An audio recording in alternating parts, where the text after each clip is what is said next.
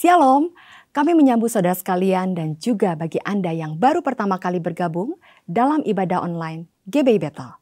Kami berharap saudara sekalian dalam keadaan yang sehat dan dalam lindungan Tuhan. Bagi yang baru pertama kali bergabung dan juga bagi Anda yang rindu untuk didoakan dan dilayani, dapat mengirimkan komen pada kolom chat. Sebelum kita mengikuti ibadah ini, mari kita berdoa. Tuhan Yesus, terima kasih Tuhan atas kasih setiamu dalam hidup kami. Sebentar kami akan memulai ibadah ini, kiranya Kau akan sertai. Kami terima lawatanmu, kami terima hadiratmu Tuhan, hanya di dalam nama Tuhan Yesus. Amin. Selamat beribadah, Tuhan Yesus memberkati. Yang selalu setia dalam hidup kami.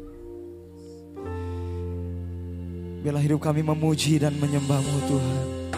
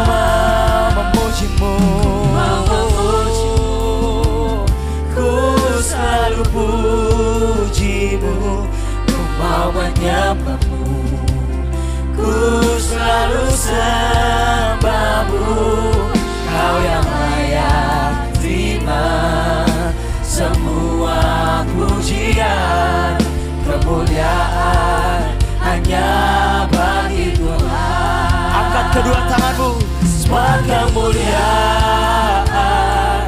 dan keagungan tertuju padamu, Tuhan dan Rajaku. Segenap jiwa dan nafasku menyembah Yesus yang hidup. Semua kemuliaan dan keagungan tertuju padamu, Tuhan dan Rajaku. Segenap jiwa dan nafasku menyembah Yesus yang hidup. Mari sambil bangkit berdiri di hadapan Tuhan. mau memujimu, ku selalu pujimu, ku mau menyembahmu, ku selalu sembahmu.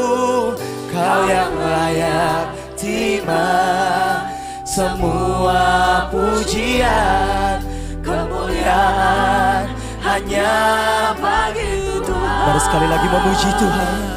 Ku mau memujimu, ku selalu pujimu, ku mau menyembahmu, ku selalu sembahmu.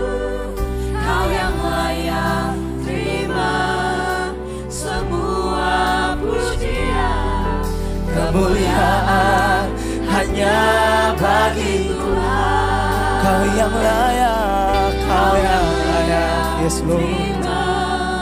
Semua pujian, kemuliaan hanya bagi Tuhan. Dengan segenap hati pun Kau yang layak. Semua pujian, kemuliaan hanya bagi Tuhan.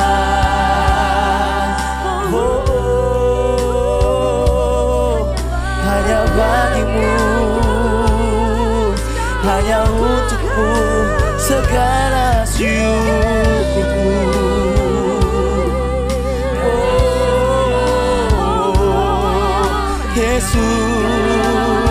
Yesus, Yesus, hanya Yesus yang layak terima pujian Tuhan. Mari angkat suaramu, sembah Allah yang baik.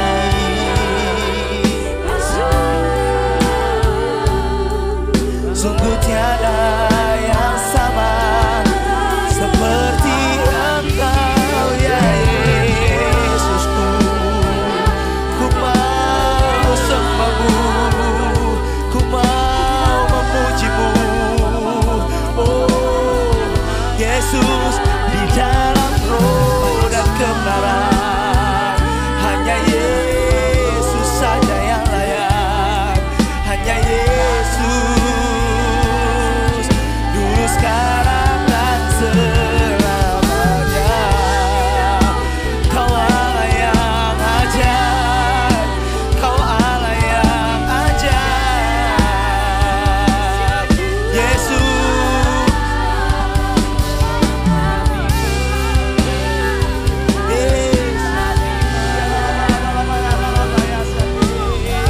kami sembahmu, kami sembahmu.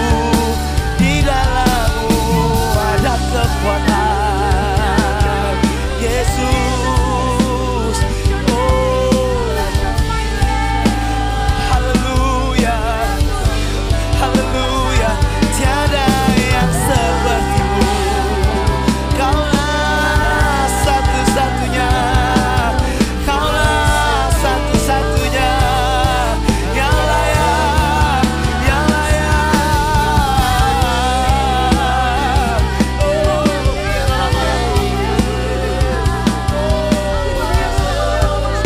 Biarlah hidup kami menyembahmu di dalam roh dan kebenaran Tuhan.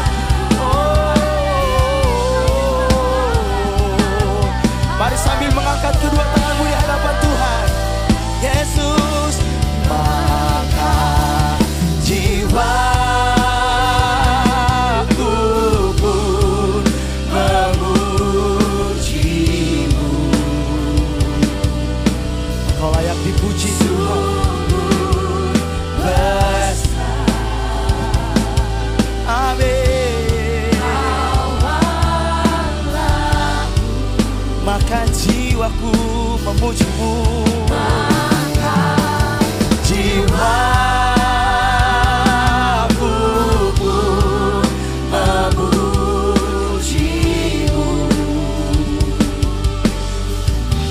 Sungguh besar Kau Allahku.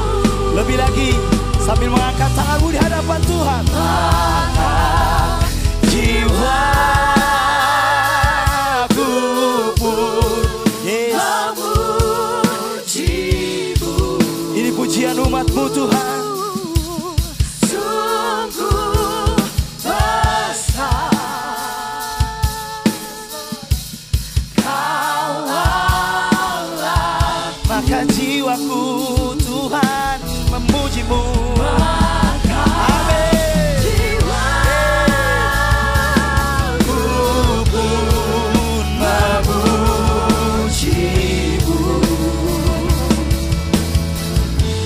Sungguh besar Kau Allahku. One more time. Maka jiwaku, yes, haleluya, ku pun memuji-Mu. Sungguh besar, tiada yang seperti Yesus. Oh, Kau Allahku. Maka jiwaku,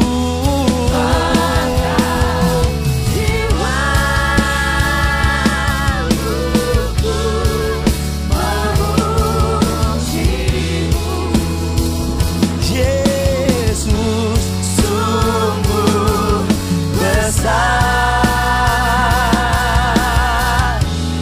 Kau Allahku, sungguh besar. Kau Allahku,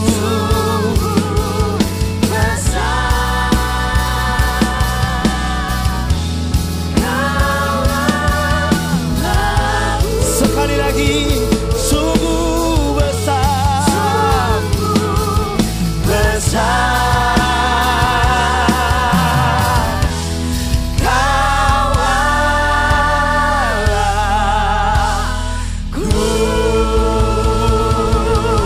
Berikan sorak-sorai kemuliaan bagi Allah kami. Yes, haleluya. Engkau Allah yang besar, tiada Allah yang seperti Engkau Tuhan. Untuk itu Tuhan, di hari yang indah ini Bapa, kami mau lebih lagi bersorak bagi Tuhan. Kami mau memuji Tuhan. Kami mau membesarkan nama Tuhan. Yang siap memuji Tuhan sama-sama katakan amin. Haleluya. Siapa yang percaya dia datang di tempat ini karena kuasa Tuhan yang menuntunnya. Saya yakin dan percaya dengan kuasa Tuhan kita menjadi orang-orang yang lebih dari pemenang. Amin. Mari berikan tepuk tangan bagi Allah kita.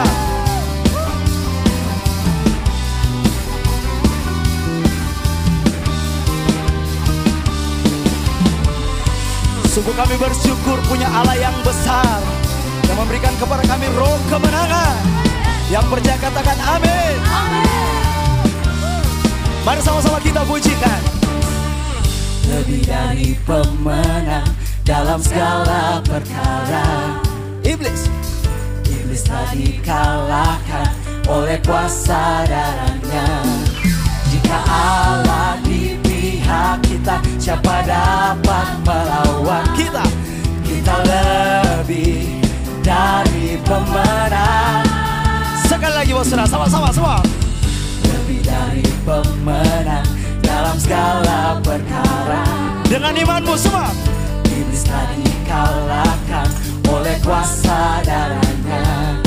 Jika Allah di pihak kita, siapa dapat melawan? Kita lebih dari pemenang. Umat pemenang semua. Haleluya. Kibarkanlah pajinya, Yesus Raja segala raja. Haleluya.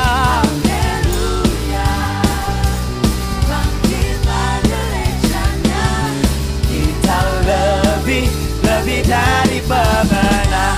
Berikan tepuk tangan bagi Allah kita semua.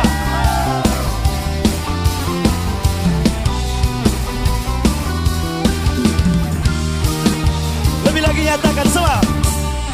Lebih dari pemenang dalam segala perkara. Dengan imanmu. Iblis telah dikalahkan oleh kuasa darahnya. Dengan percaya di pihak kita, siapa dapat melawan? Kita lebih dari pemenang. Yang mengalami kemenangan semua. Haleluya. Kibarkanlah pajinya, Yesus Raja segala raja.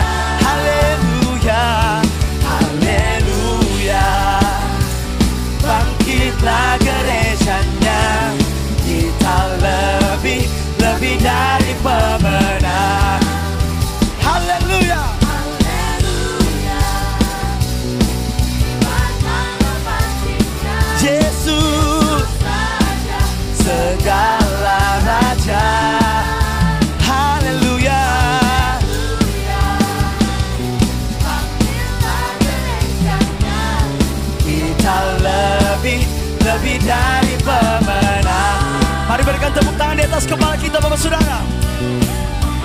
Sebab kami bangga memiliki Allah yang memberikan kami kekuatan, kuasa, sehingga kami bukan lagi orang yang sekedar menang, tetapi kami memiliki orang yang lebih dari pemenang. Yang percaya katakan amin. Saya mau tangannya di atas Bapak Saudara. Angkat tanganmu semua. Haleluya. Yes. Yesus Raja. Lebih lagi dong, umat-umat pemenang semua. Haleluya. Bangkitlah gerejanya. Kita lebih dari pemenang. One more time. Angkat tanganmu semua. Haleluya. Kibarkanlah pajinya. Yesus Raja, segala raja. Haleluya. Haleluya. Bangkitlah gerejanya. Kita lebih dari pemenang. Kita lebih dari pemenang. Sekali lagi semua. Kita lebih dari pemenang.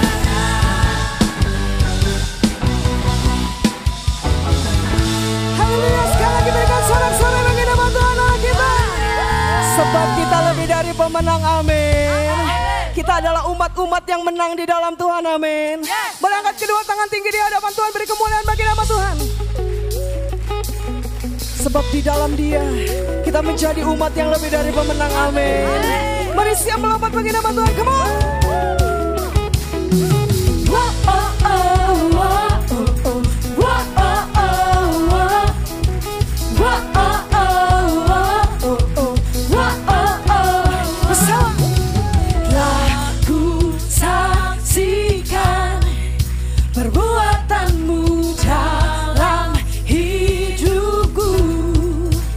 Bersama nyatakan, telah ku buktikan betapa besar kuasa-Mu Tuhan.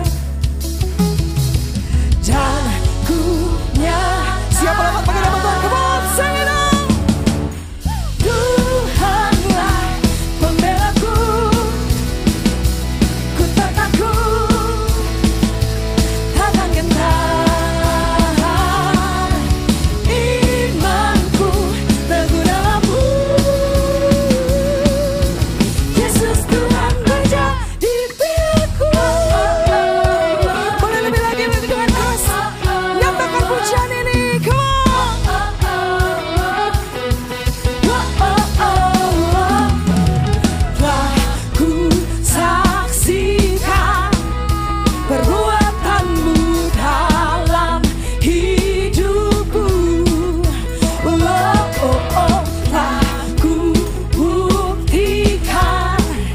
Betapa besar. Mari siap angkat kedua tangan kita di hadapan Tuhan bersama. Nyatakan. Dan ku nyatakan, Tuhanlah pembelaku, ku tak takut. Mari bersama, takkan gentar.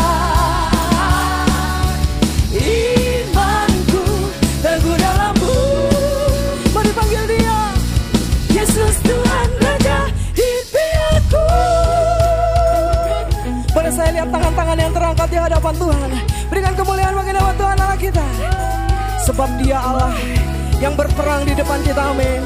Dia yang menggantikan kita, Dia yang membela hidup kita, amin. Yang percaya sorakan, berangkat kedua tanganmu di hadapan Tuhan. Come on, sing. Hatiku bersuka penuh, jiwaku memuliakan-Mu. Ku mau bersorak bagi-Mu, yes. Ku mau tinggikan nama-Mu. Kau berjalan di depanku, Kau yang berperang. Mari dengan iman-Mu, umat yang dikasihi Tuhan bersama nyatakan. Hatiku bersuka penuh, jiwaku memuliakan-Mu. Ku mau bersorak, ku mau tinggikan nama-Mu. Kau berjalan di depanku, Kau yang berperang. Bersiaplah bagi nama Tuhan Allah kita, amin. Tuhanlah kemenanganku.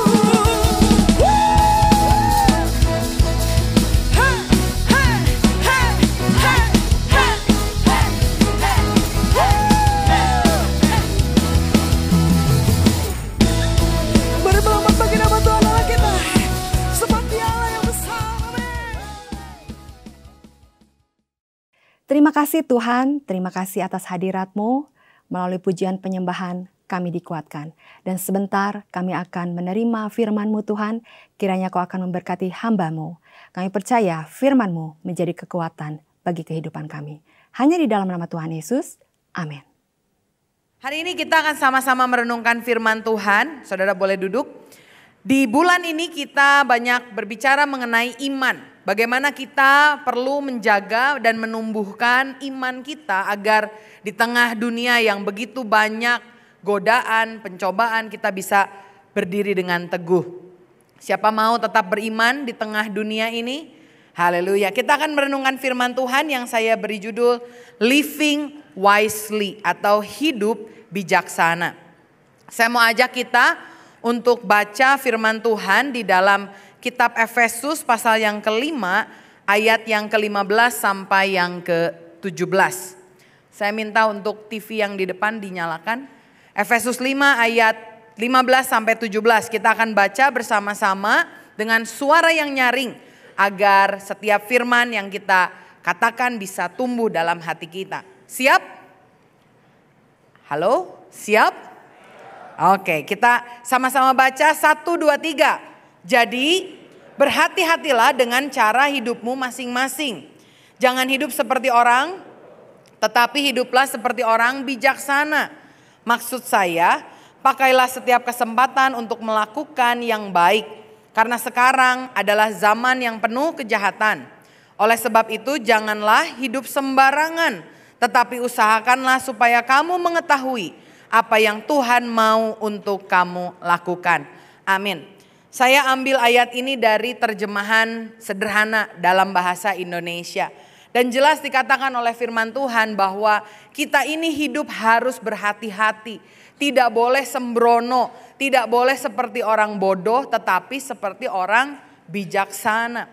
Seringkali ketika kita hidup di zaman yang serba modern ini, kita membiarkan diri kita dikendalikan oleh teknologi, oleh alat-alat yang canggih yang awalnya kita pikir justru alat itu bisa membantu kita. Tapi kalau kita hidup sembrono, tidak hati-hati, maka sebetulnya kecanggihan teknologi, sosial media dan hal-hal yang ada di dunia ini bisa merusakkan bahkan memperhamba hidup kita.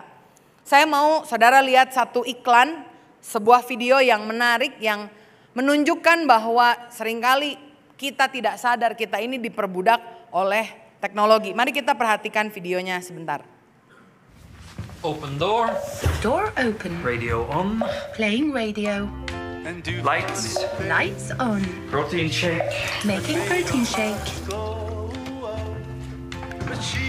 New York. Loading New York. Set speed. 4. 4. 6. 6. 16. 4. Error. 16. 4. 4. Correction. 16.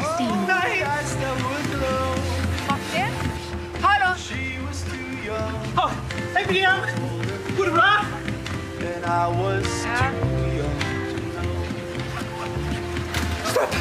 Up.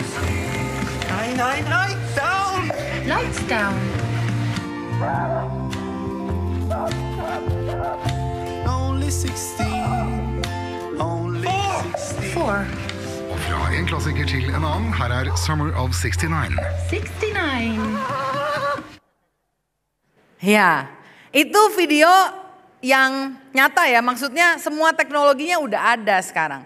Voice comment sudah ada, bikin protein shake sendiri sudah ada. Saya ingat waktu saya punya anak, ada yang nawarin sama saya, mau nggak kalau kita punya anak bikin susu formula kan harus kocok sendiri nih, bikin sendiri. Suka salah taker kalau malam-malam pas lagi bangun, anak nangis, panik. Sekarang ada alatnya untuk bikin susu, dispenser khusus susu. Kalau kita pencet nanti dia bikin sendiri, sudah siap untuk diberikan ke anak. Semua teknologi yang canggih sudah ada, tapi seringkali sama seperti orang tadi, dia pikir dia mengendalikan teknologi, tapi ternyata teknologi yang mengendalikan dia. Hari ini makanya kita mau belajar untuk menyadarkan diri kita agar kita hidup bisa menyenangkan Tuhan di tengah zaman ini. Saya pernah membaca satu pendapat dari seorang teolog namanya Richard Niebuhr. Dia memiliki 5 pandangan tentang bagaimana cara orang Kristen seharusnya hidup. Menggunakan budaya, menggunakan teknologi. Yang pertama dia bilang, orang Kristen itu harus hidup seperti Yesus, tetapi Yesus yang melawan budaya. Next slide. Yesus yang melawan budaya artinya kalau ada apapun yang terjadi di dunia ini, segala kemajuan teknologi, segala kemajuan budaya harus dilawan. Tanpa peduli baik dan buruknya, yang penting semuanya ditentang. Ada yang kedua pandangan yang bilang Yesus itu dari budaya, artinya mau baik mau buruk ya kita terima aja. Karena kan memang ada di dunia, kita hidup di dunia, maka kita menerima. Ini tentu berbeda dengan yang pertama. Yesus melawan budaya, orang-orang yang punya pandangan ini hampir hidup seperti orang Baduy. Ada di Amerika Serikat, suku Amish, dia itu memang hidupnya tidak menggunakan teknologi seperti yang kita pakai sekarang. Kalau saudara kapan waktu ke Amerika main ke kampung Amish, dia itu hanya pakai teknologi sederhana, misalkan gerobak. Kalau pergi ke tempat lain pun jarang naik sepeda motor, dia akan naik sepeda. Tapi orang yang melihat Yesus dari budaya, mereka akan gunakan segala teknologi tanpa pikir panjang, semuanya diterima.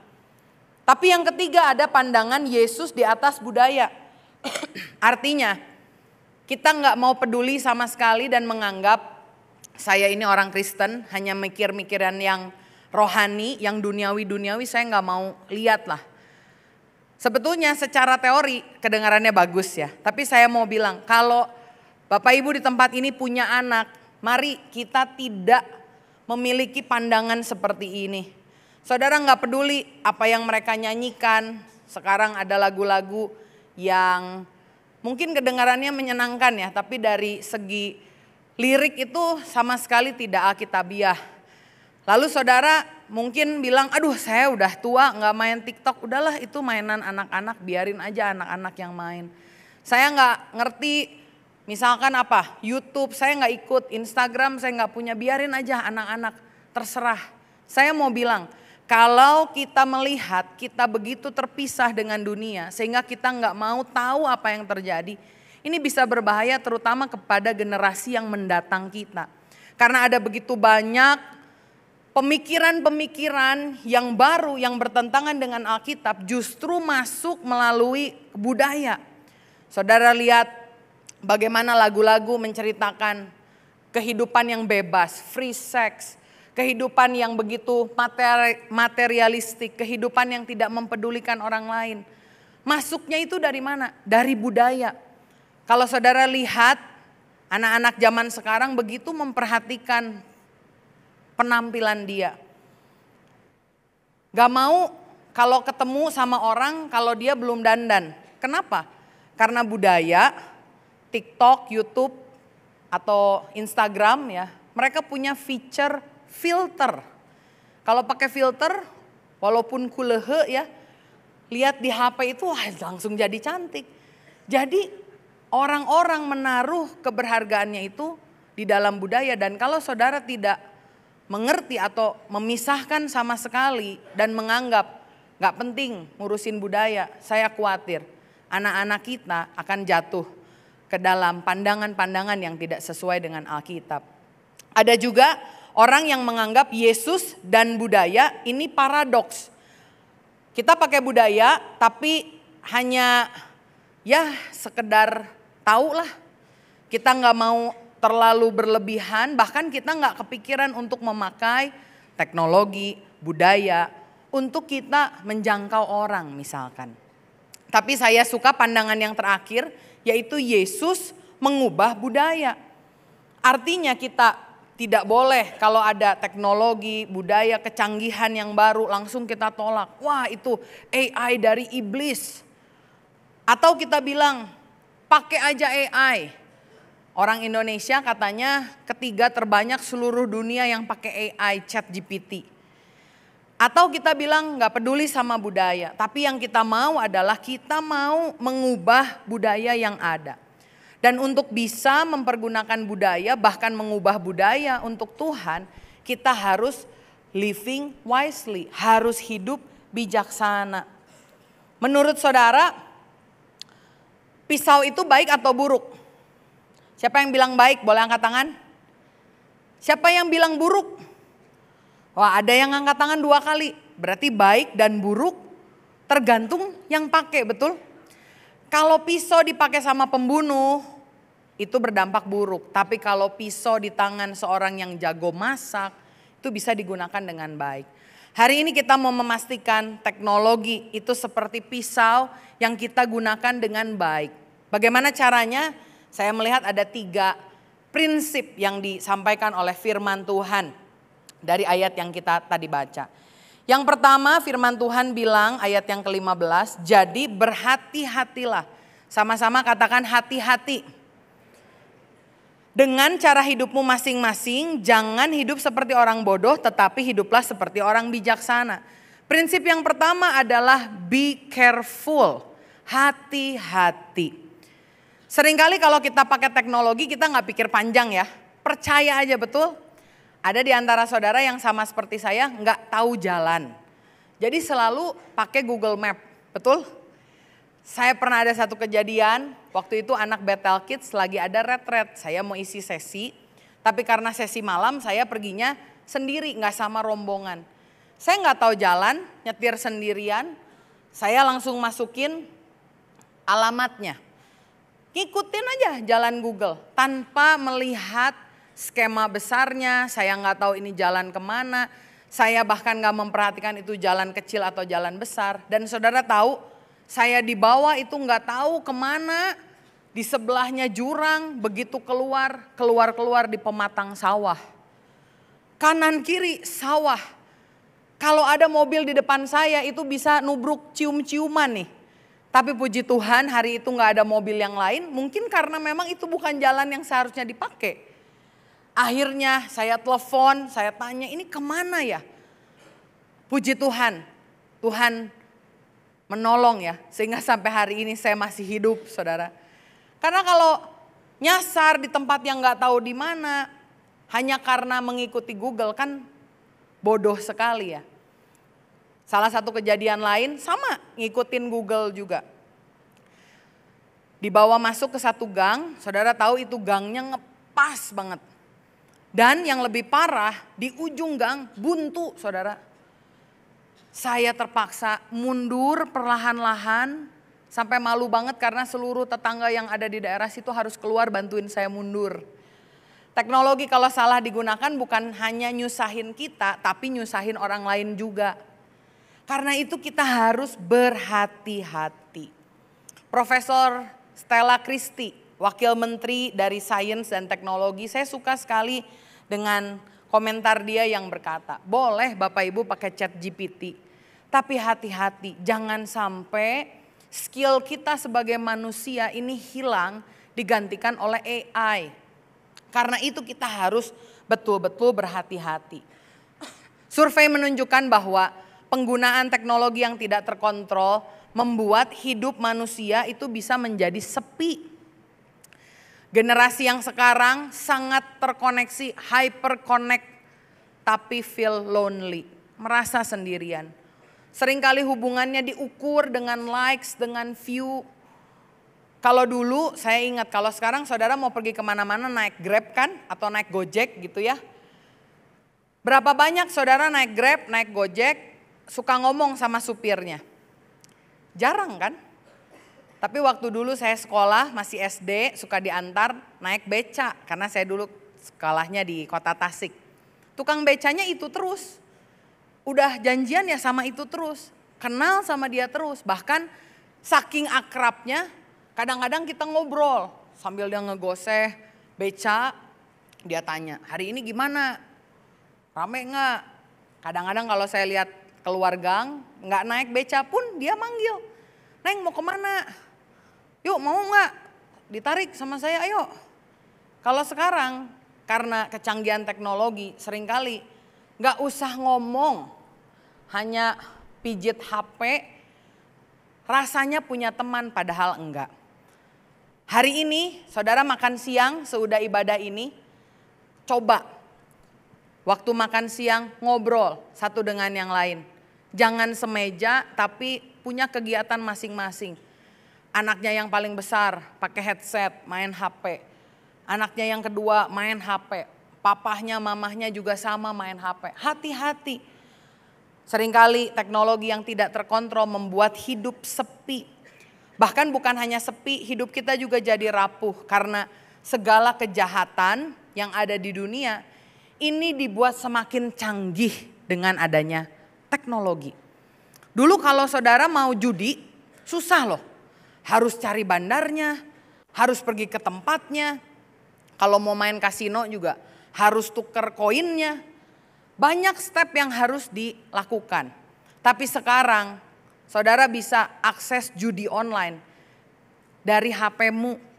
Dan ada orang-orang, bahkan orang Kristen yang sudah terjerat dengan judi online.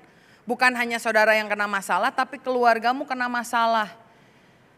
Hari ini mari kita sadari, kalau kita tidak hidup hati-hati, hidup sembrono, bisa-bisa hidup kita menjadi hidup yang rapuh.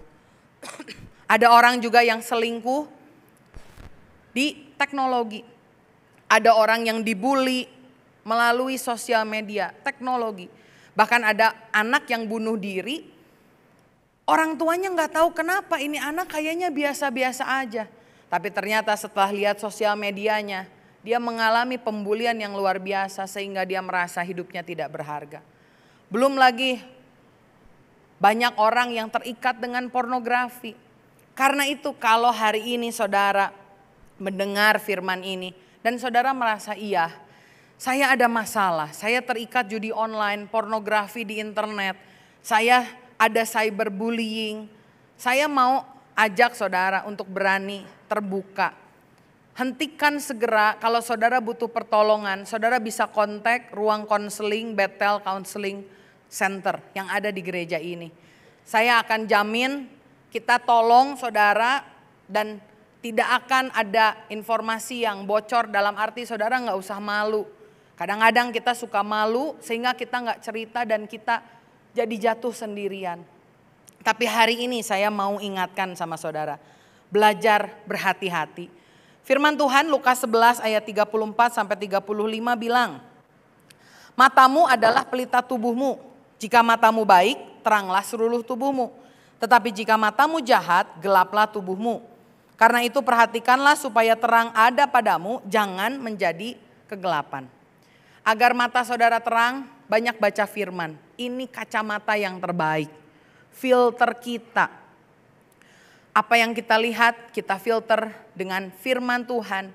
Dan sehingga kita bisa hidup berhati-hati. Prinsip yang pertama, kita harus hidup be careful.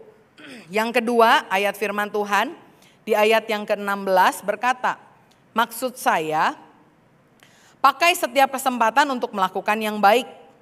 Karena sekarang adalah zaman yang penuh kejahatan. Yang kedua adalah be useful.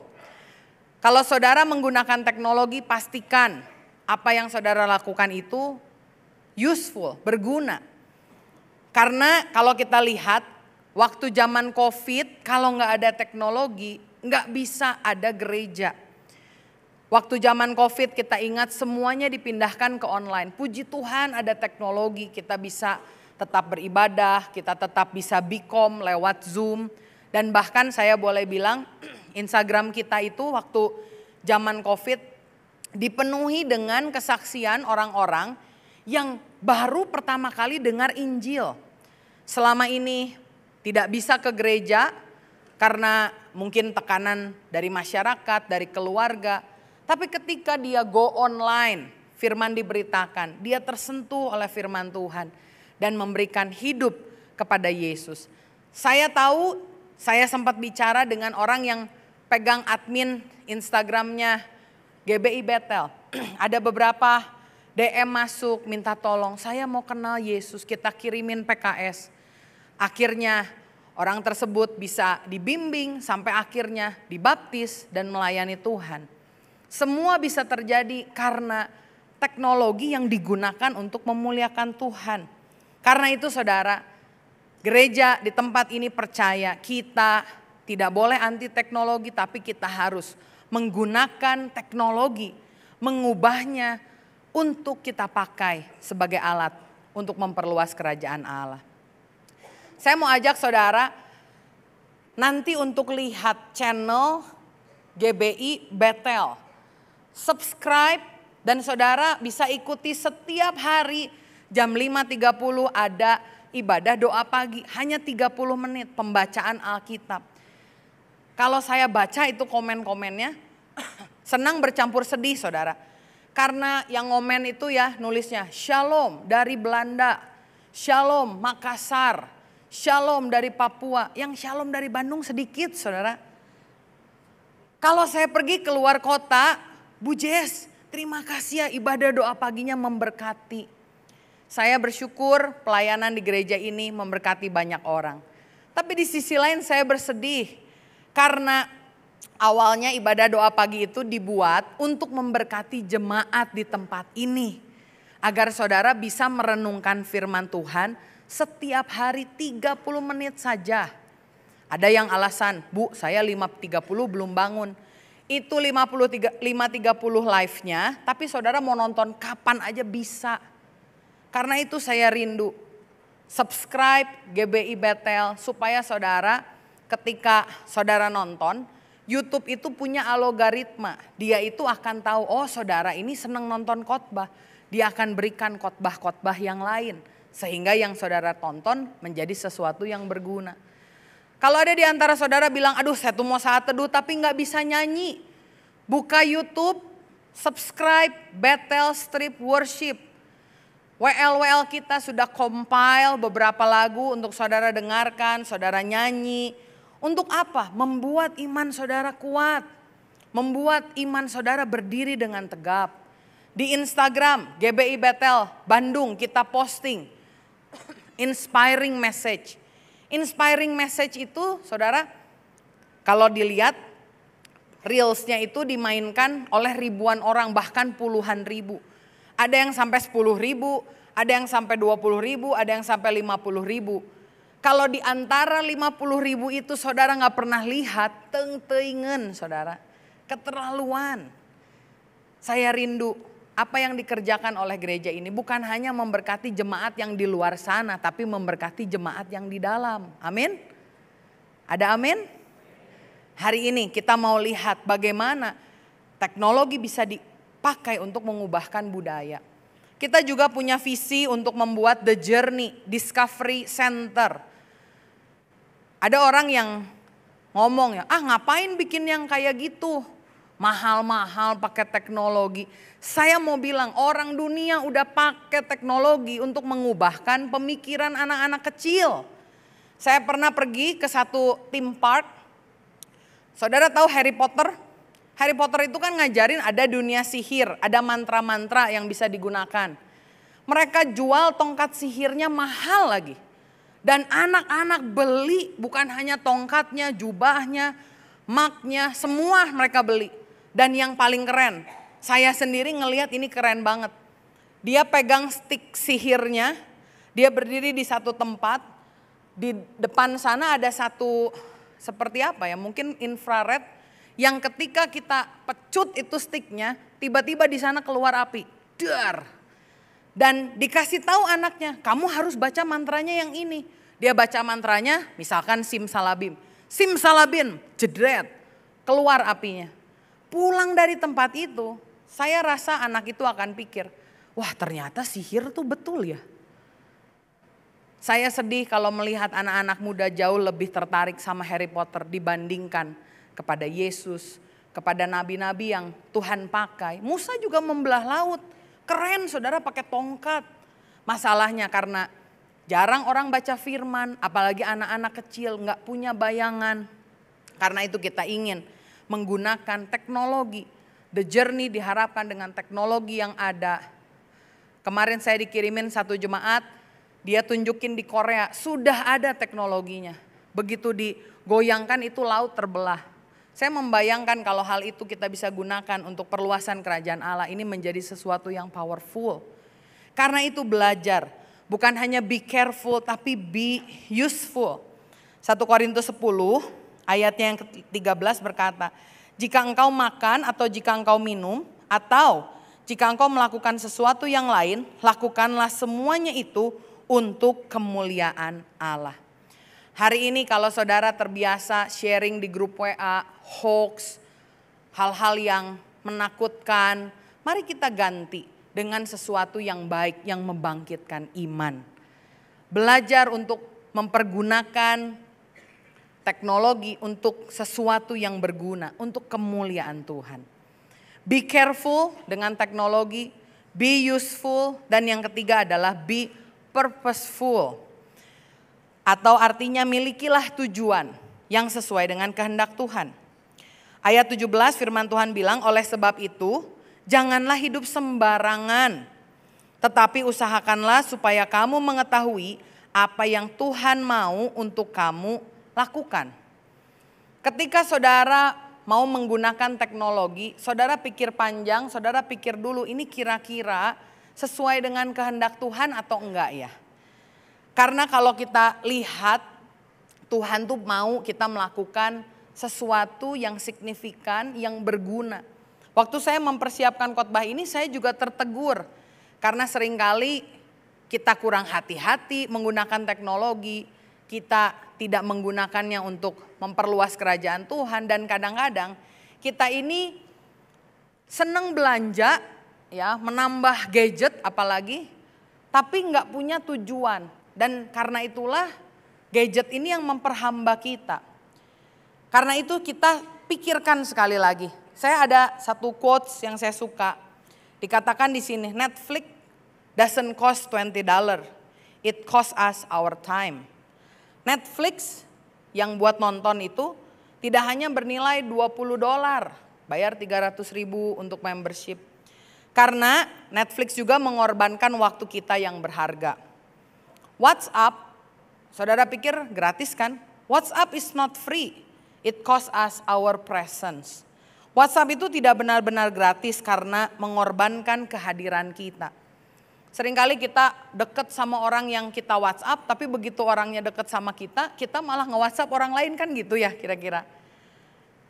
Dan dikatakan juga, your phone doesn't cost only its price, it costs us our energy, our time, our focus, and more money.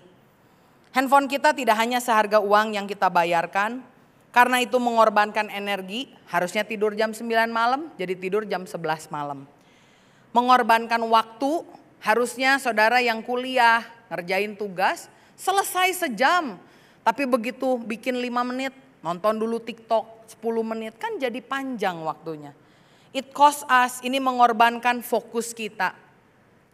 Spend attention kita, perhatian kita, di generasi ini yang paling rendah dibandingkan generasi-generasi yang lain. Karena apa? Karena handphone. Dan yang terakhir bahkan uang kita ini lebih banyak lagi tergerus kalau handphonenya makin canggih saudara. Saya ingat dulu handphone kita nggak canggih, nggak ada e-commerce, nggak bisa beli, nggak bisa belanja. Ayo ngaku kemarin siapa yang 11 ngeborong banyak? Ya, menghabiskan lebih banyak uang. Karena itu kita harus punya purpose. Always remember, there is always a hidden cost. Selalu ingat bahwa selalu ada harga yang tersembunyi di balik semuanya itu. Ketika mau beli sesuatu, tanyakan hal ini. Is it a toy or a tool? Apakah ini cuma mainan atau kebutuhan? Ini juga sama ya, kalau saudara suka mobil, kan suka gatel pengen upgrade mobil, padahal belum perlu-perlu banget. Kalau punya HP, gatel pengen upgrade HP. Padahal nggak perlu-perlu banget. Saya tanya, is it a toy or a tool? Hanya mainan atau memang kalau saudara misalkan punya bisnis online, ya tentu gadgetnya harus bagus karena kan menghasilkan uang. Tapi kalau di antara saudara masih kuliah, masih SMA, mau handphone yang bagus-bagus, buat apa saudara? Pikirkan lagi, is it a toy or a tool? Prinsip ini menolong saya. Saya punya tablet, dikasih sama papi saya tahun 2016. Ini udah lemot saudara, dan saya tuh pengen ganti sebetulnya. Kita ngelihat, wah kayaknya iPad keren ya. Biasa kan orang bilang ya kalau laptop, gadget gitu 2 tahun harus ganti. Saya bisa beli iPad yang baru saudara, ada uangnya kok. Tapi saya tanya, is it a toy or a tool? Di luar khotbah saya jarang pakai tab saya. Karena terlalu besar dan saya juga nggak terbiasa main game. Kalau di HP paling mainnya apa? Saya main Royal Clash sama anak saya. Sama satu lagi apps yang sekarang sering saya pakai tuh Duolingo. Karena saya pengen belajar bahasa Mandarin. Jadi sebenarnya nggak kepake. Setiap kali lihat, nah bahayanya tuh gini. Handphone kita kalau canggih dia bisa denger loh kita ngomong apa. Saya pergi sama temen saya tanya, punya vacuum cleaner nggak? Oh iya punya, ini vakum nih udah lama saya beli biar nggak usah, karena di rumah nggak ada pembantu, adanya babysitter, jadi saya ngepel tuh nggak usah meres pelan ya, jadi tinggal di vakum doang. Dia baru tanya sama saya mereknya apa, saya sebutin. Nggak lama di HP ada iklannya, kan gitu ya saudara. Lalu kita merasa, wah ini bener nih, kehendak Tuhan. Tuhan kayaknya tahu saya lagi butuh ini. Itu bukan Tuhan, itu teknologi yang membocorkan pembicaraan saudara. Jadi begitu saya udah pikir nih, aduh saya tuh pengen beli tablet yang baru. Saudara buka YouTube, saudara buka Google, semuanya nawarin tablet yang baru saudara. Tapi kendalinya itu harus di kita. Kita tanya, is it a toy or a tool? Apakah ini mainan atau memang kebutuhan? Mari belajar untuk mengetahui kehendak Tuhan. Menggunakan setiap uang kita dengan baik. Kalau memang saudara butuh untuk upgrade, silahkan. Saya tidak melarang. Tapi kita perlu tahu bahwa segala sesuatu itu boleh, tapi berguna atau tidak. 1 Korintus 6 ayat 12. Firman Tuhan berkata, pemain musik boleh maju ke depan. Segala sesuatu halal bagiku, tetapi bukan semuanya berguna. Beli mobil, beli motor, beli HP, tablet, ya semua teknologi ya boleh, tetapi tidak semuanya berguna. Segala sesuatu halal bagiku, tetapi aku tidak membiarkan diriku diperhamba oleh suatu apapun. Kalau saudara hari ini merasa kalau baterai HP-mu sudah low bat, saudara deg-degan. Kalau HP-mu mati, saudara bete, gak bisa tenang. Saya mau bilang jangan-jangan engkau sudah diperhamba oleh teknologi. Hari ini ingat bahwa Tuhan Yesus mati buat kita untuk membebaskan kita. Jangan mau dan jangan izinkan kita diperhamba oleh apapun, apalagi oleh teknologi. Karena itu belajar hari ini to live wisely, hidup bijaksana. Be careful, berhati-hati. Be useful, gunakan semuanya agar jadi berguna buat saudara. Nonton YouTube, gunakan yang baik, belajar bikin resep, belajar bahasa-bahasa yang baru. Gunakan dengan baik dan be purposeful. Bukan berarti semuanya boleh itu berguna, tapi kita pintar-pintar memilih sehingga hidup kita menjadi hidup yang terus memuliakan nama Tuhan. Kiranya firman ini bisa kita aplikasikan dalam hidup kita sehingga kita hidup bebas merdeka. Amin. Berikan kemuliaan buat Tuhan. Mari kita berdoa.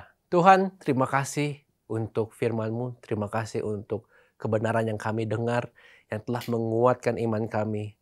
Kami berdoa Tuhan, biarkan kami juga bisa mempraktekkannya di dalam kehidupan kami.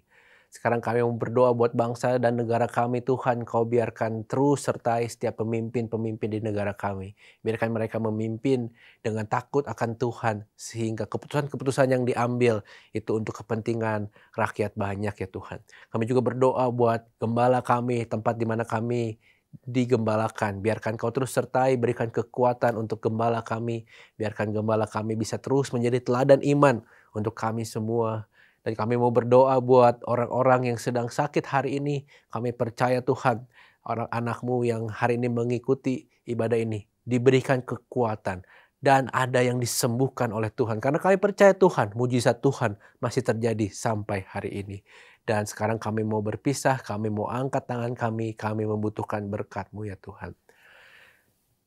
Ya Tuhan, diberkatilah keluargamu, diberkatilah usahamu, diberkatilah pendidikan, diberkatilah pertumbuhan rohanimu, diberkatilah kemanapun engkau melangkah. Engkau akan terus menjadi kepala bukan ekor.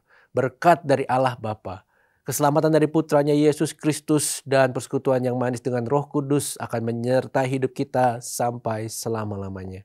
Di dalam nama Tuhan Yesus yang telah diberkati, mari katakan amin.